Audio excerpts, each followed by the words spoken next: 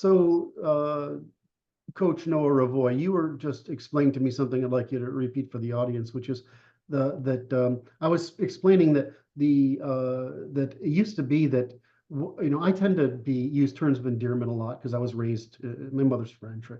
So I was raised with a lot of terms of endearment. So I call women sweetheart or dear or something like that on a regular basis, and of course I mean it affectionately and respectfully.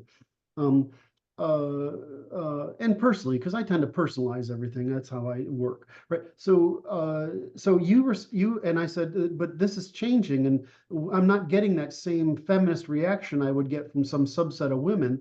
That was that you don't talk down to me like a woman. I mean, whatever that feminist reaction was, is like It was late boomers all the way, most of Gen Xers and a few of the millennials were like that.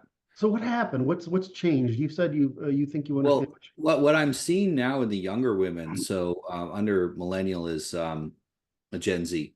That's correct. Yeah, the Gen Z. So I'm seeing with Gen Z that uh, they just don't want to fight anymore. They don't want all the negativity. They don't want the bitterness. They've seen what it's done to their mothers and their grandmothers, and they're saying they don't want that for them. Why can't we just get along and stop fighting? And so they're, in a way, they're post, excuse me, they're post-feminist. They're still suffering from some toxic shock from feminist ideas, but bit by bit, they're leaving them behind. Now, this doesn't mean that they're going to go back to some traditional thing. It just means they don't want to fight with men anymore. Right, they don't want the edge. Yeah, They don't want it's not productive. So but you had a beautiful insight, Yeah, which is that, but there's it's yeah. something. The difficulty is they're getting rid of their feminist ideas, but there's nothing to fill the space. So until they have a better idea to fill that space, they can't remove it.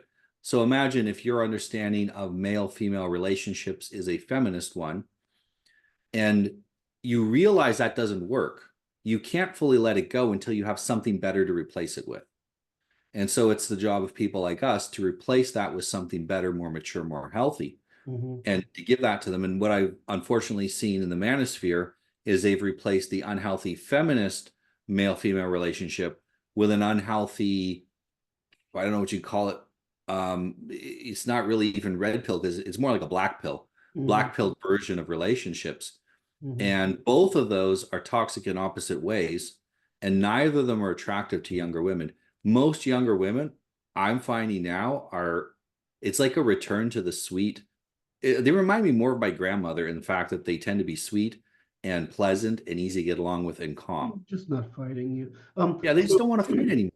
So you mentioned a thing that's I'm trying to make this a short, but which is Yeah. hard when you and I are talking. But you mentioned the piece where it's up to X to bring about this fill the hole, so to speak, with another frame, right? Because that's what's Yeah. missing is a frame. We as a Generation Xers, we have to help these younger people to get a new frame of how to think about male-female relationships and even just how to manage their own lives. And it's a matter of replacing that feminist meme with a healthier meme inside their head, because you need some pattern to follow or you will feel completely lost. If you have no answer to that problem, it's worse than having the wrong answer. And we've seen this, it doesn't matter what the question is. People will take something over indecisiveness. Right. It's absolutely terrifying to not know. Well, because we all need some set of criteria that to make judgments by, to act in life. Yes. We don't think of it that way, but we accumulate millions of these little tiny biases and rules in order to sort of make our way in life. All right. Where I was trying to go with asking you to cover that question was, but there seems to be an awful lot of self-production coming out of women in the strange way that women, like this, like the YouTube versus Instagram sex difference thing, right? I mean, I won't use the other site. YouTube versus Instagram is that men write instruction and education videos, and women speak and write and produce emotion videos. Yeah, men want to debate ideas and women want to feel better. Right.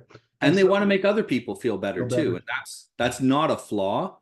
It's just No. it serves a different purpose. Although And in fact, I think Taraban is really doing a good yeah, job of promoting this, which is that women are trying to resolve the emotional state first and the facts second, and yes. men are trying to resolve the facts in order to resolve the emotional state, and this conflict happens. So, all Well, right, the master of resolving these problems, the master key is to combine female empathizing with male systematizing to create systems to solve the problems that take into account people's emotional states. yes, And once you can do that, you've got real civilizational magic. And we had that with the church before, but a lot of the old solutions, they can't be directly reapplied again. We're going to have to create new things based on the first principles that you and I talk about in the Natural Law Institute. so one of the things, one of our themes is what we call compatibilism, right? Which is, you just actually said that again. It's like positive and negative charges, and right, we have to find an equilibrium between the charges, and then when we do that, we discover the right answer that satisfies both. So anyway, I just Well, and want that's where all work is done, is when you have a extremely high positive charge and a negative charge, and between the two of them, you accomplish work. to, yes. It's the voltage gap that gives you power in an electrical circuit. Mhm. It is not particularly the numbers that matter; it's how far apart they are. And so, very feminine women and very masculine men can work together.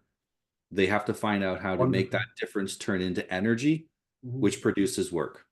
Yes. I feminine. It's too. It's a weird thing when you watch these. A lot, but it's becoming available now because there's so many good women talking to men as a proxy by which to talk to women, right? Which is that it's funny how it doesn't seem like women comprehend that how much men want femininity. I mean, it's like that is what we want. The rest of it, it just makes it easier or more difficult, right? And But we can provide all of the masculinity we need for ourselves. we don't So need we that, don't need more of that from women. right? What we need is a thing we can't produce, which is femininity. And again, we instinctually as men, we understand how the system works, and the system requires these differences in order to generate energy. And you'll see this, if you look to the left, they are low energy because they're homogenous. They look all the same. The men and the women look very similar. And if you look at a right wing rally, this is the beautiful women, masculine men, and they have loads of energy and they're excited and they're happy because of these differences is what makes us happy. We don't have, the more alike we are, the more same we are or equal we are, the less energy we're going to have. It's like, we say this all the time in economics. If we were all equal, we'd immediately starve to death because we'd Yep. have nothing to cooperate over. All right, Noah, thank you very much. This is Noah Revoy. What's your website? NoahRevoy.com. You can also find me at Noah Revoy on Twitter. And I'm Kirk Doolittle of the Natural Law Institute. Of course, we're both members of the Natural Law Institute. Thanks for listening. If I can find the stop record button.